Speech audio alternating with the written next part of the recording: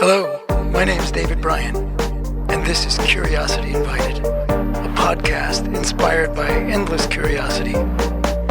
Tune in for an open-minded conversation about interesting and important things. Hello, everybody. Welcome to Curiosity Invited. My name is David Bryan, and just yesterday, you've turned into an episode of Curiosity Invited. Great pleasure for me. I had the opportunity to speak with an old friend, an extremely talented musical composer, Michael Abels. He's been on Curiosity Invited a few times in the past, and actually twice in the past, and about to be the third. And he's an extraordinarily talented human being, a recipient with Rhiannon Giddens of the 2023 Pulitzer Prize for Music, is an Emmy and Grammy-nominated composer. Many people know him for his work as musical composer for Jordan Peele's films Get Out and Us and Nope. Also Bad Education, Allen versus Pharaoh, Chevalier. His work is popping up all over the place, and will be popping up this coming week, actually.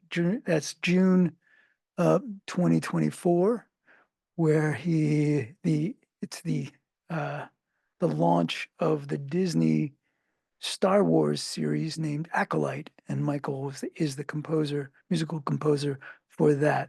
I always have a wonderful time with Michael. We sometimes get to where we plan to get. Mostly we meander because he's an extremely adept wanderer in the world of both music and so many other things. So I hope you'll enjoy it. I certainly did. And now, Michael Abels. So hello, everybody, and welcome to Curiosity Invited. My name's David Bryan, and today I have the great pleasure, for the third time, speaking with composer Michael Abels, that other fellow on the screen with a big smile. And anyway, thank you, Michael, for doing this and being here. And I know you're really busy, and I will be, no, I was about to say I'll be lean with your time. No, I won't. I'll, because we meander, and that's one of the great things I love about it. But since last time you were here, well, no, we spoke just after you and Rhiannon were awarded the Pulitzer, and that's pretty spectacular. And has your life been busy and busy and busier and fuller since then, or I mean, I know you're working on projects, and we'll definitely get to the one of them in particular. But are you working on all sorts of projects now as well? Always? Yeah. Fortunately, I'm really lucky in that I have an opportunity to work in different genres and different venues, and Yeah. I enjoy anything where there's an opportunity to write music.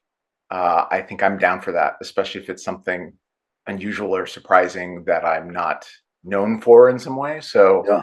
I have a lot of good opportunity to do that, and I just try to pick the things that excite me, and then balance my time. So Yeah, I really did. One of the things that has been on my mind is that, and we'll get to that, but there is that question about like bleed through, right? I mean, if you're working on 4 different projects at the same time, and they are uh, different enough, they're under the umbrella of music.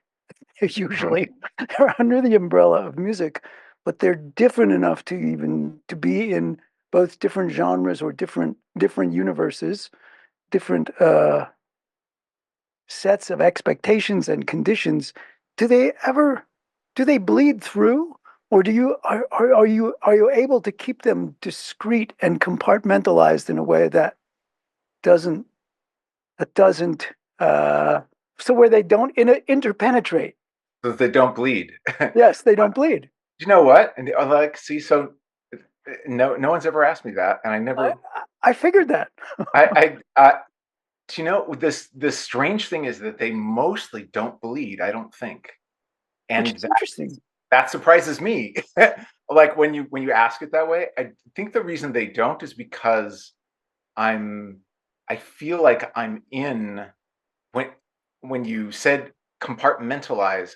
I often think of a creative experience as you're being in a room where this project or this idea exists, and I do this when it's part of how my memory works. Like if you have an idea, this came all the way from where you're driving on the freeway and suddenly you have an idea of a melody, and you know it's good enough that you want to preserve it, but you're stuck in traffic and you are going somewhere and you have, you know, that, and that's usually when good ideas happen, when it's not convenient for you to capture them. So as an artist, the first thing you have to realize is that there's a point at which not capturing these ideas will cost you money. And then, so, not all artists have that problem, I think. well, no, it's true, but it's not just that it'll cost you money, it'll actually cost you the quality of your art. Like, you know, a good idea, you know, some people maybe are just hit with them all the time, but I consider mine precious and I need to, you know, listen. So I have a disagreement with the muses that I'll listen when they tell me. And so you have to pull over or do whatever it is to capture an idea. But I find when I'm hit with an orchestral idea, for example, I'll hear like everything at once. And it sounds amazing in my head, but there's no way you could possibly capture all the detail of what that is. And so what I noticed was that if I describe it in any particular way to myself, like I'll have a conversation with myself on my phone, I'm recording and I'm like, it goes like this, da da da da, you know, it goes da da da da, and then, you know, and this is the strings are doing that and the brass have chords, and then it shifts in this particular way. And I talk to myself in a way that only I would understand. And I just do it. I sound like I'm crazy, kind of, because I'm both singing and talking to myself in a way that I would understand and no one else would. But if I do that, as much as it seems like it's hopeless, what it does is when I listen to the recording, it brings back the moment where the idea happened. Really? And when you bring back and I think it's similar to like how many of us have said, oh, I need to get my book and it's in the kitchen. And you walk to the kitchen and you look around the kitchen and you're like, what am I doing here? What the hell am I doing in the kitchen? Right. And then invariably, the only way to know why you're in the kitchen is to go back to where you had the thought. Yes. You go back to the other room and the thought comes back. Right. My belief is that this is how memory works about everything, not just why you're in the kitchen, but it's with creative ideas. So there's a room in your mind where the creative idea is occurring, and you need to remember how to go back to that room because it's still there, but you just have to remember where it was that you had the idea that you had to get your book. Oh, well, that's interesting. So I make a report that basically is me telling myself, this is where the idea is in your mind. This is where it is. So when you hear this recording, remember where the idea is in your mind and go where that idea is and start, you know, and listen to it now that you can. So this is a very big idea, but it relates to what you asked me. Yes, right. Exactly. Remember. Yeah. But that's why, because each of these ideas, each of the things I'm working on is in a different room. They're in a different room. And they're not really, you know, so when I walk into that room, then I'm in the room of that idea, whatever that is. And is that true does that hold true for the non-musical, if there are such things in your life, the non-musical things that you are wrestling with, thinking about, et cetera, that they somehow they don't affect the art that you're working on, the music that you're making? They do, but everything's got like, what's the aesthetic? It's like designing a room in your house. Like there's an aesthetic of, like, I love the painting behind you, and I know you chose it because it's going to look great on camera, and you know, there's an aesthetic about why the backdrop works, right? Right. The same is true of what's behind me. There's Yes. an aesthetic of why that works, right? So in every creative room in your life, there's an aesthetic of what makes that thing work. And so, for example, let's take um, let's take concert music, for example, a piece for, you know, people to perform live on stage. So there's an there. Think of all the things that would make that work, and a lot of them people wouldn't articulate if they're not in that. But things like you want to there's an implied storyline in concert music. Like, even if you don't know what the story is, there's an implication that the audience is going on a journey Right. that hopefully at Right. the end of that journey, you'll feel like that journey was worth your time taking. And you feel like when you arrive at the end, you're like, oh, and here's where we are. And I didn't know we'd get here. But now that we are here, it makes total sense in light of everything that's come before. Mm-hmm. So that would be an aesthetic of a concert piece. Okay. That belongs in that room. And so you would know you make choices in that room based on that idea, and it makes sense. And then in the case of a series, for example, you have We'll get it. ideas. We're gonna get there. I Do you promise. like that? Do you like that phrase? Is that good? There's, there's a character arc, and thematic themes, literary themes that reoccur as different characters, and Right. so you want the music to touch on those things, and so that's a different type of aesthetic than a concert piece. Some similarities, some differences, but in order to decorate the room so that it looks good on Zoom, Yeah. you have to follow the aesthetic of what the game is of that creative expression. And I think that is applied to every creative expression that we could think of in the world. Mm-hmm. Do you ever want the music from one room to inform what you're doing in another? Do you kind of, are there times when you invite it? Well, yeah, because like if something's well designed, just to take your backdrop, because I keep looking at it because I'm talking with you. If I am a person if I like that aesthetic, then as an artist, at least what my brain does is it seizes on something it likes and goes, why does that work? you know, what is it about that makes that work? And and what I do is I overanalyze every single thing about what I like about something. But there's a reason. And to some extent, when I'm analyzing, it drains the joy out of something. But Yeah. what I get, what I yeah, I can use that to create, like, for example, if there needs to be dimensions of something that feels aesthetically good matters. So what's in the background and what's in the foreground, and so that something like that applies to everything. So if I Mm-hmm. notice, oh, something that works well, it's clear what's in focus and what's out of focus. There's no that's not unclear at any point. Mm-hmm. That's that can inform something else. And Right. so Right. if you're having that problem in another creative aspect, you can look at the one that's working and go, okay, why is that not a problem over here? And then when you notice the difference, I think that difference is Mm. something you absolutely apply to something else. Um, well, this is we can cut this out, but okay, you I'm sure all your podcasts are actually only 10 minutes. You just like boil it down to the basics. you yeah, no, but you always say things that take me to some other place that is like, oh well, what do you know other artists who are as um who do so in a way that is so, for lack of a better term, analytic, that or or or are most of the artists that you know, work with, collaborate with, whatever, sort of, they see things in wholes, but do not attend to the particulars in the same sorts of ways you do. I don't know if that's clear, It, but it, that never stopped you before. I don't know the answer. I think Yeah. because of course, I'll analyze why I think I don't know the answer.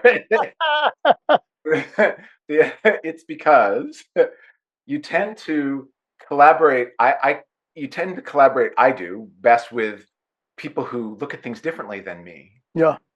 and therefore, I don't find other artists as analytical as me, but then that's what I bring to the collaboration. Right.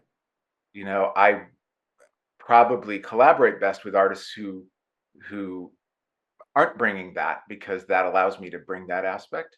Um, but there are, for sure, and other composers from media especially, we are all very, most of the ones I know, I would, even though I haven't maybe gone this far into the weeds with them, Yeah. their processes, you're required to be able to be okay with that, because of just what you need to do to be able to be successful.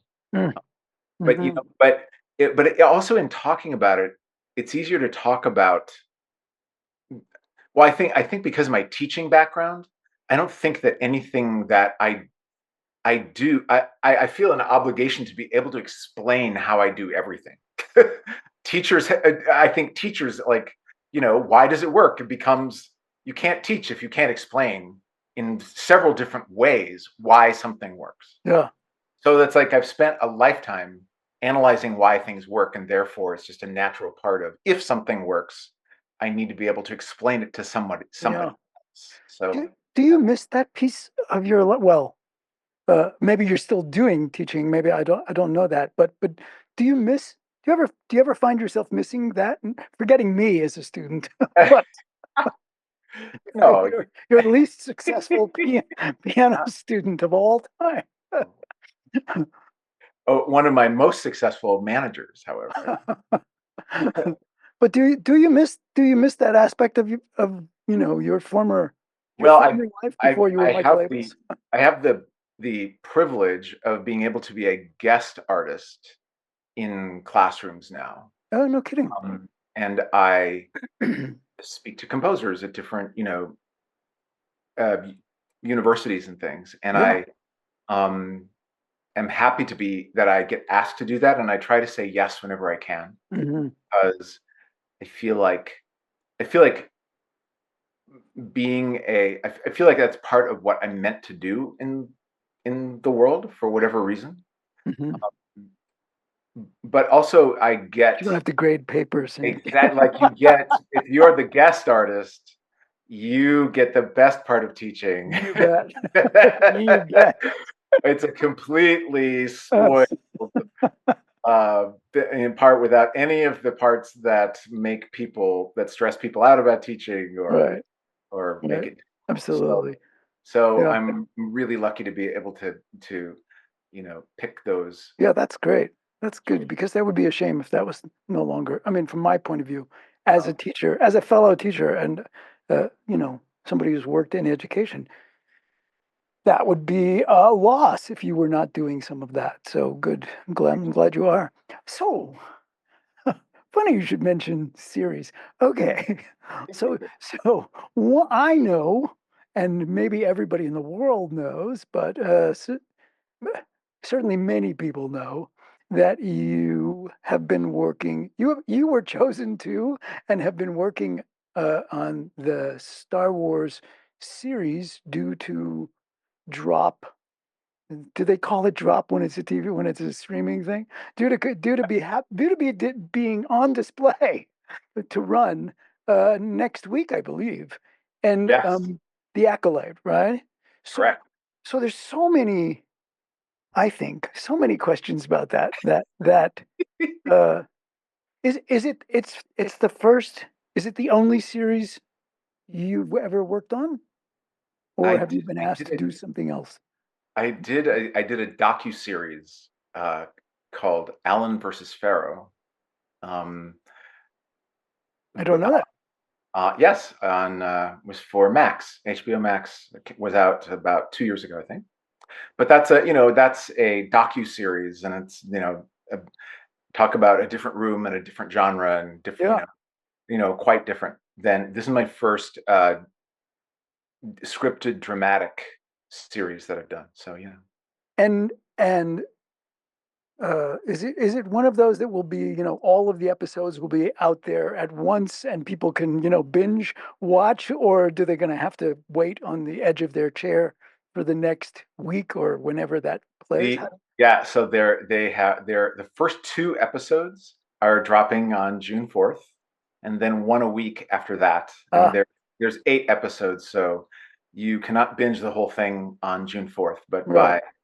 by the end of July, Yeah, you if if you you want to binge, you can wait till want to July. binge, you can. Yes, it's And, it's and, very and it's very bingeable in my opinion. It's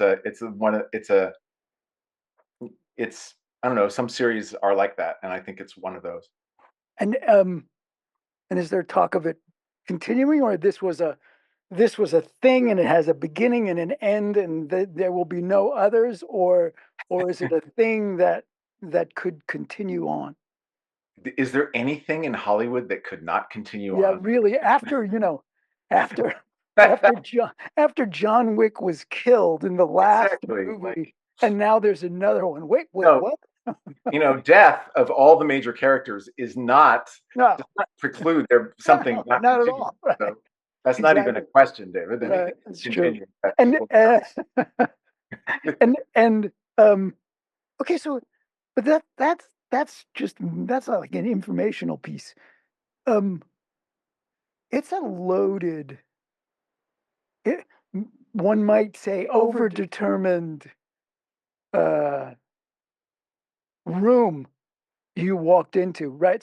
Star Wars has right? been around since our hair was darker. Hmm. And more and plentiful in my case. and yes, but me as well. And and I mean, all somebody, I mean, I've always loved it. I've always loved Star Wars. I could have preferences of one film over another and all that stuff and all the characters and yada yada yada. But there, one has to just scratch the surface barely, and you find out there's so much uh, audience judgment about the territory, Right? that all, and the characters and the costumes and the, well, should this have come first? And I mean, it's kind of insane. And and I don't know if that's true for the musical environment. If somebody will have specific criticism, oh my God, it was so fabulous, but the music, I mean, that's conceivable, but it's walking into a really uh, opinionated, talk about a universe far, far away. It's like, wow. So did that carry a certain sort of like, what the hell? Right? Like, is this a good thing to do? Oh, I didn't think of any of that at all. Well, yeah. I'm sure everybody will just welcome whatever I do without judgment.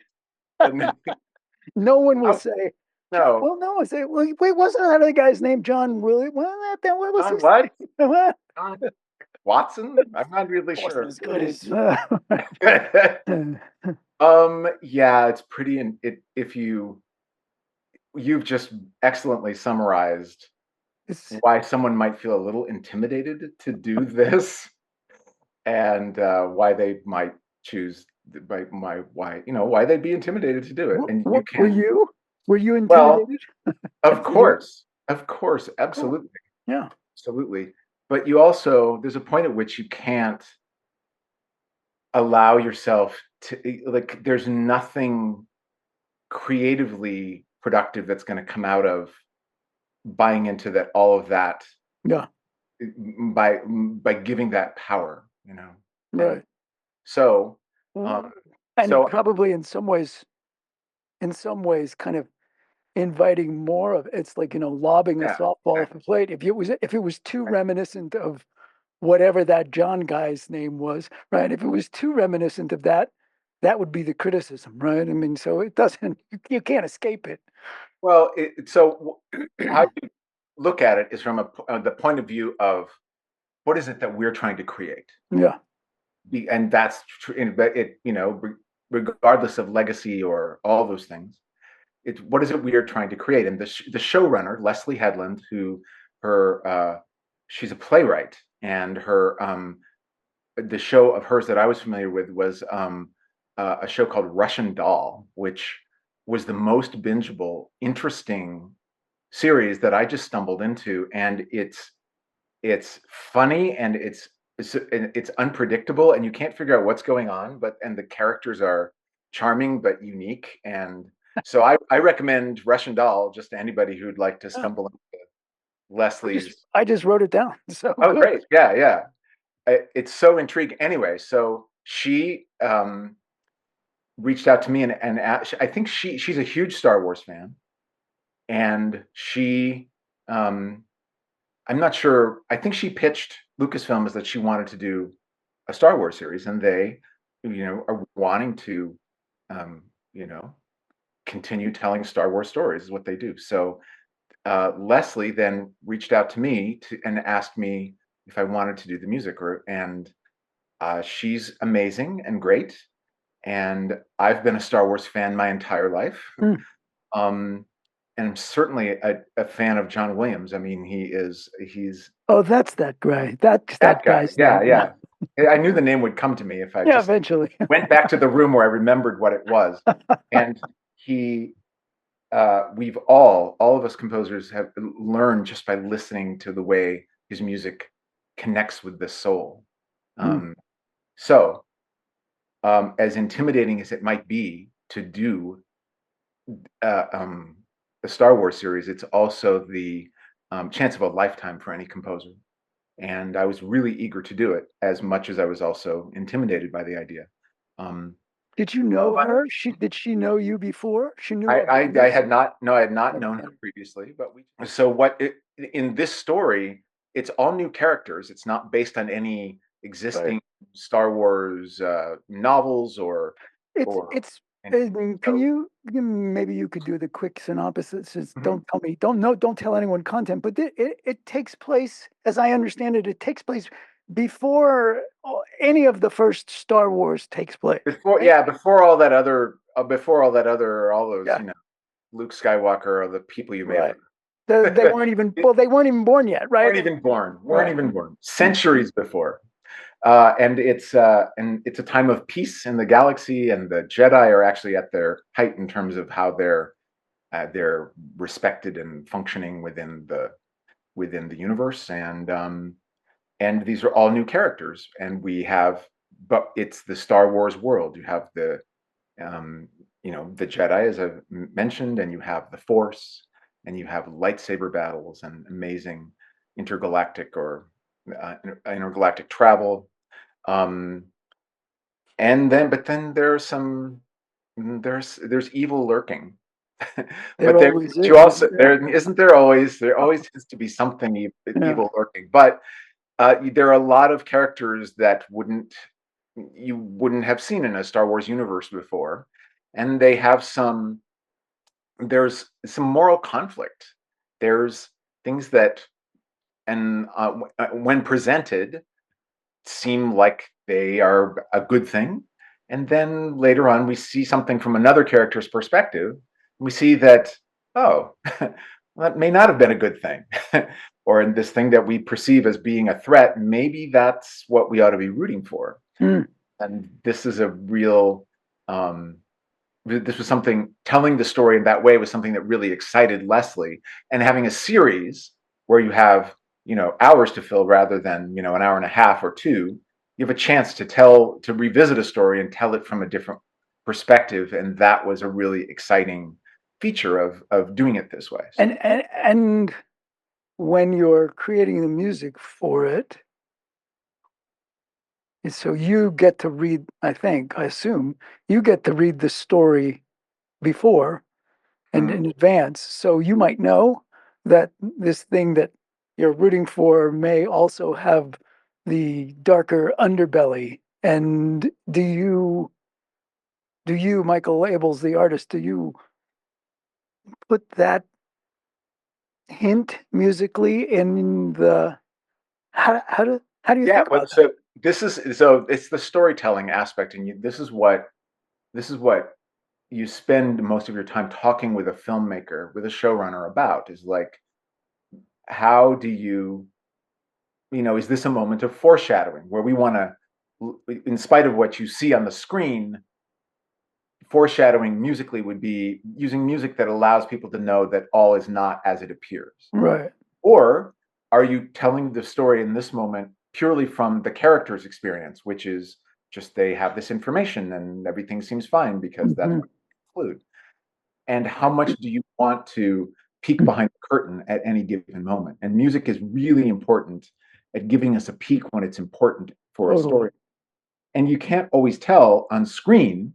This is why talking to everyone is important, because that will play very differently when the music changes. Yeah.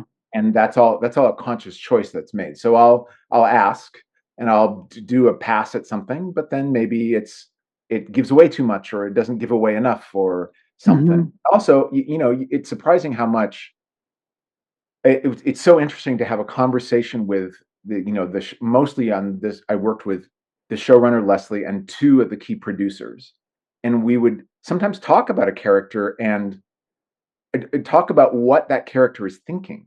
And even though Leslie wrote the show and the producers know every single scene, uh, each of us would have a different take on what the character was thinking in that moment. And it's really, I mean, it's fascinating for that reason to see how, even though people who know the story can have a different impression of what someone in that position might be thinking. And Mm-hmm. all of those opinions went into how we would approach the music and what Mm-hmm. was the choice. And fortunately, Leslie's the type who, as much as she knows her characters in the story and so she's clear on that. But hearing this feedback from other people really helps inform her about how to tell the story. Mm. So um, all of that is like, it's like these discussions that we have, and then I go back and try to learn from that in the music that I write. So for maybe everybody in the universe other than me knows this, but you just said so she's a showrunner and she is what is that role that's different from the director of a movie, I'm assuming. Sort of. Well, this is what I'm learning as I do these different projects, and also no one ever. A great thing about the entertainment industry, or at least it's been my experience, is that no one ever tells you this stuff. You figure it out while you're doing your job, and you pretend you know these answers, and then also people speak in acronyms, and then you are just left to. Right. Dude, I sometimes. there's no site you can go look that up in, right? Right. No, well, there are There now, but probably are. I have often had to, like people just refer to ADR, like you know what that is, and you're just expected to know. And then EPK, you have to know what that is too. And so you can Google those things and then you can act informed, because that's what I had to do at some point along these steps. Anyway, uh, so in film, the director is the chief creative officer, and um, and among a bunch of other stakeholders who are often producers, could be the writer, sometimes, and sometimes lead actors are also producers. And so, Right. but all these people, regardless of what title you'd assign them, are stakeholders. And and usually, ideally, the creative head is the director who makes the decision. In series, the creative head is the showrunner, um, No which kidding. is which is a funny word Right. because it's It made up of is. basically exactly what you It's do. kind of You what it write the is, show and right? you're the showrunner. But the showrunner, it usually, I say usually like I know, I don't really know, but I think their first step that a showrunner has to do is create the story arc over over literally a series of episodes.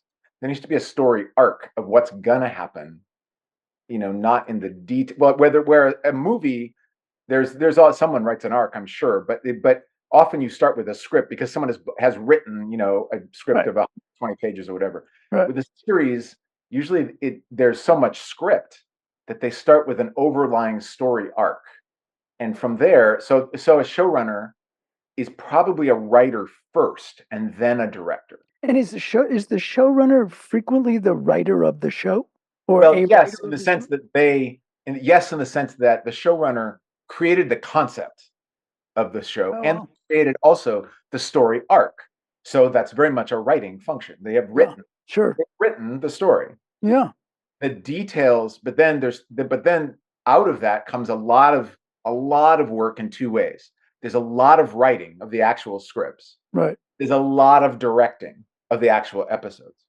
So in a series, those functions are then delegated by the showrunner to a room full of writers who write all the scripts, and a and then more than one director, because episodes Sure. Could be. because then they parse it out in the way you'd shoot, like, there's certain episodes that involve certain sets, and so they have a director handle those sets because they happen to be, especially if they're on location, Right. they're going to send one director on that location to do all the episodes that involve that. Right. So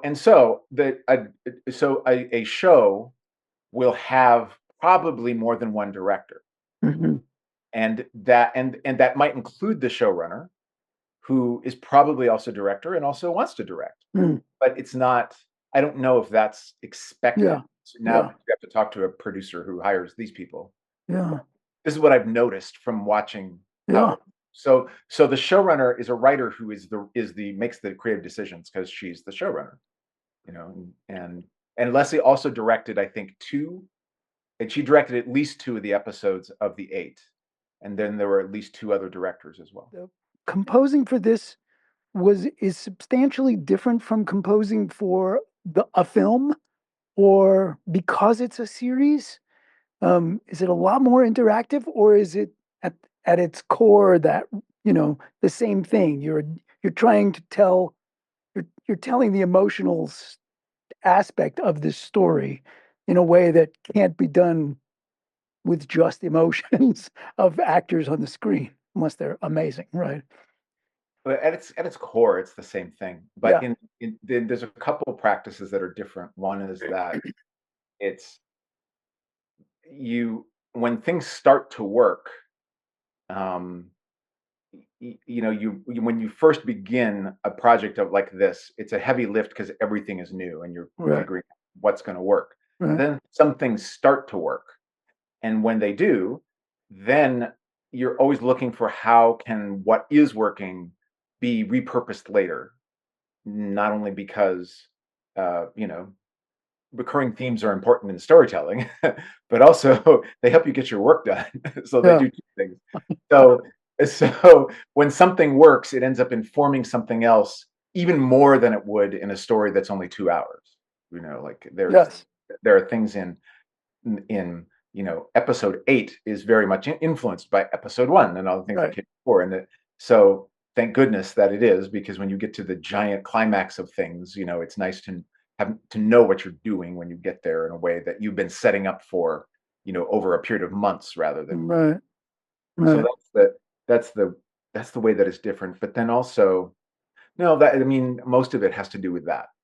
And how long did the whole project take?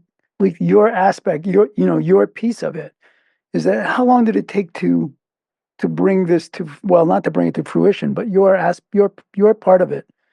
Yeah, the reason the time is hard to uh, give a succinct answer for is Yeah. because there's some on-camera music, which is, there's singing on camera, and there's a ceremony, and it's in episode 3, and but because it's on camera, think about it, that music has to be done first because they've got to there has to be music for them to shoot to. So therefore, I had to start with that and record that, and then the coolest part about that was that I got to go on set while they record, because I explained to them that they had to have me there as a consultant. That was only made sense, and someone believed this, and so I got to be there on set of a Star Wars series, and that, Fabulous. yeah, it was a real, Yeah. really joyful as a fan. But then nothing. They were shooting, and they were shooting for months after that. So then I didn't really work on it, did other things. And then when they were done, I came back and started working on the music. And so the post-production part of it, probably 6 solid months. And I was doing maybe one other thing, but then like the end of it, the last 3 months probably was just all the Acolyte all the time. Wow. This is a that's a this is a big project.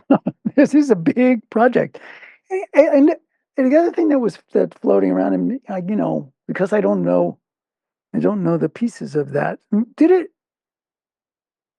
it require, did what you do for the Acolytes require sort of dipping into different, uh, for lack of a better way of saying it, sort of sonic territory, like sounds that did not necessarily occur from Oh, for sure. piano, etc., and yet you had to have them embedded in your composition? Like, Yeah, did so it? there's different, we talked about what things um, were really important for um, the design of what people know as Star Wars. How do we design? There's a creative design that gives people what they love about Star Wars, and so it was important that this series fulfill that for it to relate to everything else. In spite of the fact this is new characters, it's still the Star Wars universe, Right, and we needed to right. make sure that we delivered on that in a way that felt authentic to both, um, you know, authentic to the fans first. But that's the job of us as producers and creatives to do that. But then also it's new, and it's a new story and new characters, and they have moral dilemmas and things, and we want music that helps tell that. So the music's a balance of the traditional. It's very large and lushly orchestral in a lot of places, but then also there are some fight scenes that are very inspired by martial arts, and that's a deliberate part of the storytelling, and it's one of the first things you see in the series.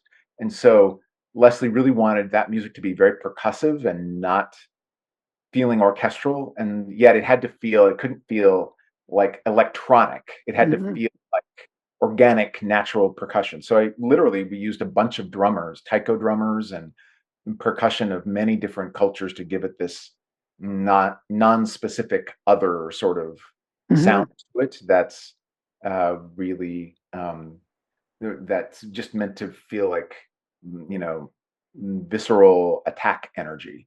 And so that was one sonic world, and then there is the sonic world of the emotional big music, um, Star Wars, and that's part of it. And then there's a very troubling kind of chaos element that's done with, I used a lot of aleatoric effects, which it means people playing music randomly, which is something I've done before, because we do that a lot in in tense and not in horrific environments, not horror, but things that are pretty terrifying. And but Yes. then there's some sound design, virtual digital instruments as well, blended in with that to give it a quality that feels natural, but also you can't identify what's making that sound. It's very And that's so did this require you, like, now it's clear. We're moving into territory that is way out of my depth, but but it, you know, were you composing it outside of the 12 tone scale? And how did you know in certain situations, oh, I need a sound that comes from that instrument that I don't play, and that like that's I mean that's I mostly write music for other people to play. Like I'm not as good. I could not sit in the gig with the instrumentalists I'm privileged to be able to hire. right, They're much got it. more skilled at their instruments than me. So I'm constantly I think of myself musically like a playwright. Like a playwright can't be both the wizened, Yeah, mentor and the young ingenue, but you have to know what that character would say yeah. from their soul. And so I'm trying to always write music that feels um, really idiomatic for each instrument. And when I hear a melody, I think of, well, what would sound good performing this melody, and that comes from what emotion is the melody meant to evoke in the listener. And that's how I choose Hmm. palette, whether that's an instrument that we know, or whether it's a sound that doesn't really exist, but it gives you this feeling. And if it feels right, it is right when it comes to doing music for storytelling. Hmm. Yeah, that's an interesting territory.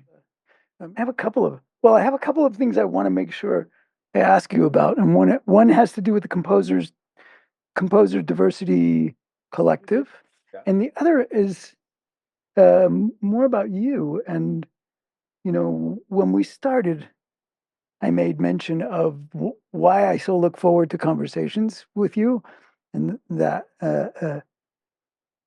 you swim in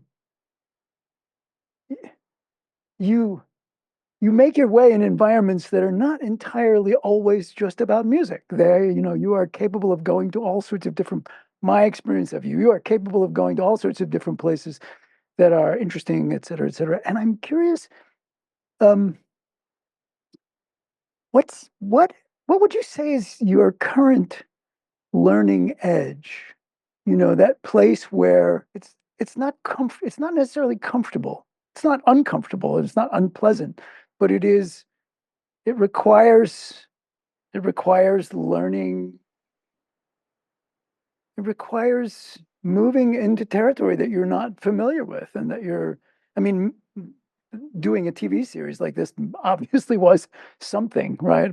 Yeah. But I'm curious if there's a territory that you're spending time thinking about, whether it's about your artistry or not, that that is uncomfortable, and it's the wrong word because it's not meant to suggest an unpleasant territory. It's like I think that's one of the things that I was most fascinated by when I first sat in on that your middle school beginning piano class, right? That time.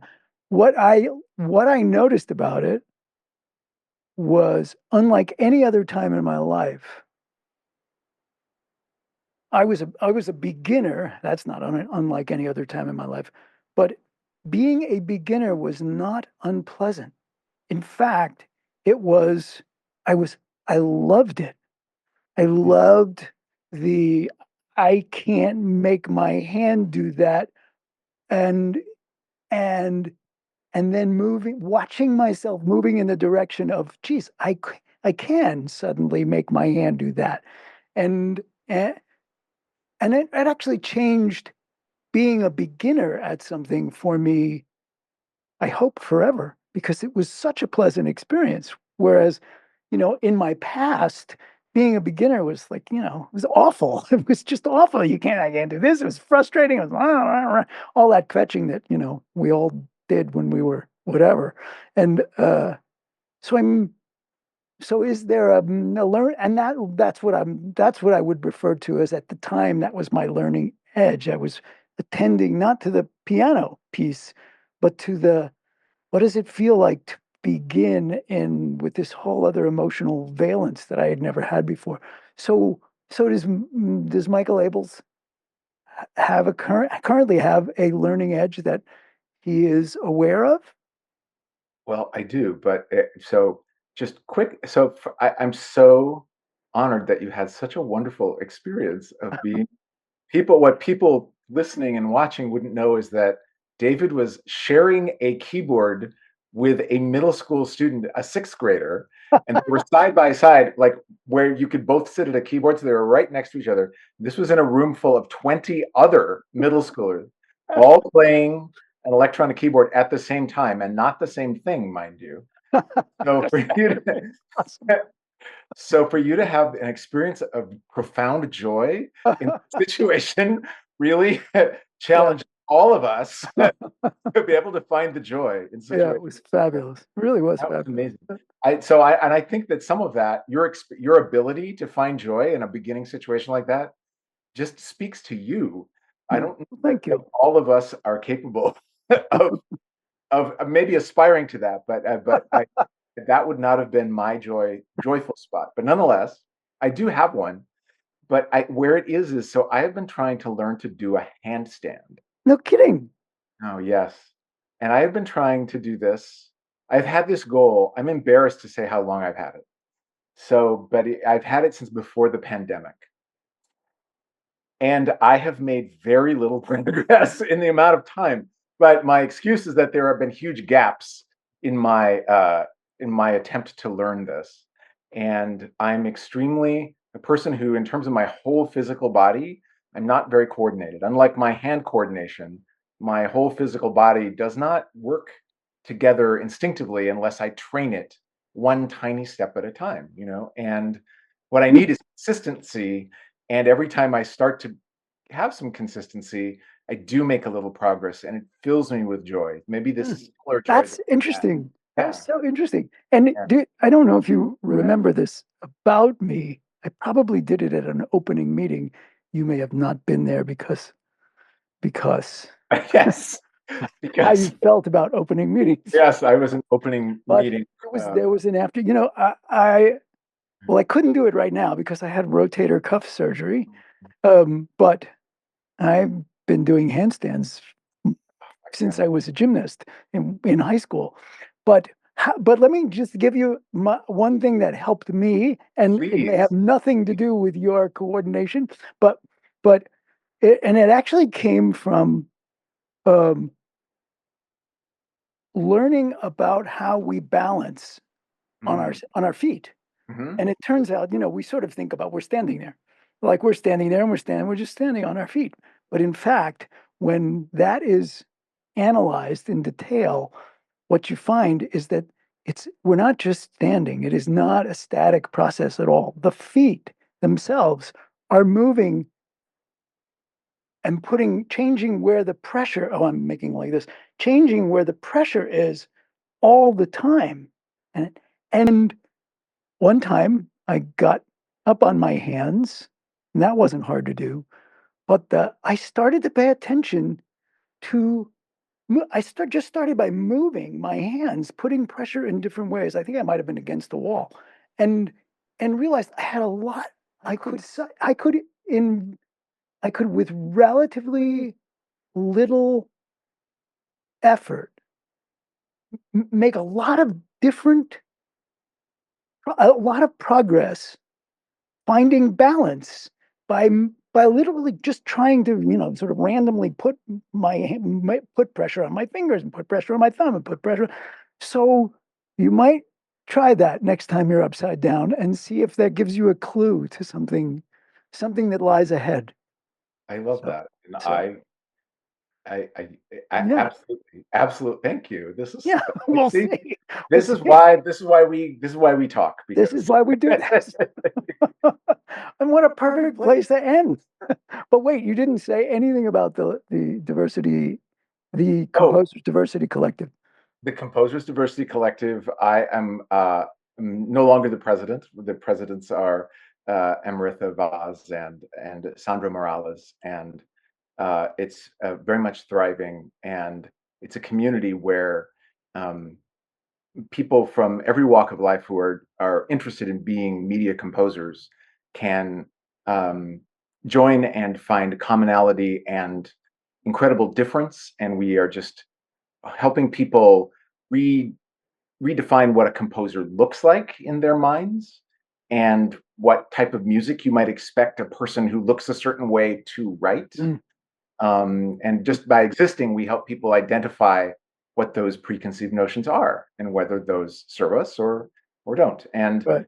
also a resource for so it's a resource for um, producers and directors who are looking to be more inclusive in their hiring Mhm. and to need a little help with that. And it's also a place for composers to come and find um, commonality. And Yeah. so if someone is interested in being a composer or finding a composer, please check out the Composers Diversity Collective because we have what you're looking for.